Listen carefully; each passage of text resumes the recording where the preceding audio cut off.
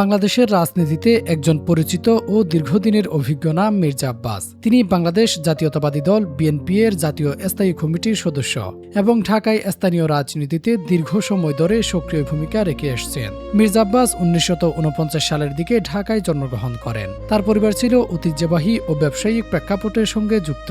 ছোটবেলা থেকেই তিনি ঢাকায় বড় হন এবং সেখানেই তার শিক্ষাজীবন সম্পন্ন করেন। শিক্ষাজীবন শেষ করে তিনি পারিবারিক ব্যবসার সাথে যুক্ত হন।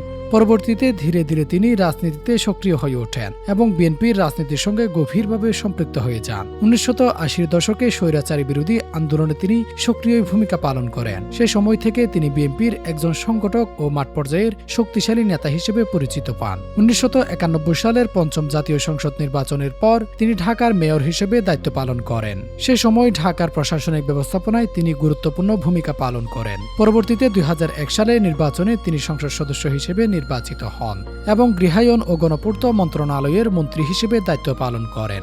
এ সময় ঢাকার অবকাঠামো উন্নয়ন ও অবসান খাতে নানা সিদ্ধান্তের সঙ্গে তিনি যুক্ত ছিলেন। তার রাজনৈতিক জীবনে যেমন সফলতা আছে, তেমনি বিতর্ক ও সমালোচনাও রয়েছে। বিভিন্ন সময়ে দুর্নীতি ও মামলার কারণে তিনি বিভিন্ন আইনি জটিলতার সম্মুখীন হয়েছেন এবং কারাবরণও করেছেন। তবে তিনি বারবার দাবি করেছেন যে এসব মামলা রাজনৈতিক উদ্দেশ্য প্রণীত। তার সমর্থকরা মনে করেন তিনি দলীয় রাজনীতির জন্য বহুবার ত্যাগ স্বীকার করেছেন। ব্যক্তিগত জীবনে মির্জা আব্বাস আফরোজা আব্বাসের সাথে বিবাহ বন্ধনে আবদ্ধ হন। আফরোজা আব্বাসও বিএনপির রাজনীতিতে সক্রিয় এবং মহিলা দলের নেতৃত্বে ভূমিকা রাখছেন। তাদের একটি পরিবার রয়েছে এবং সন্তানরা ব্যক্তিগত জীবনে প্রতিষ্ঠিত।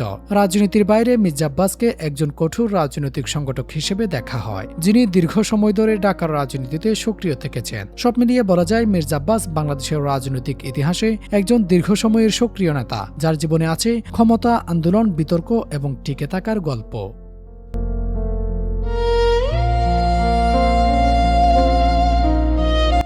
Shafiul Alam, true news.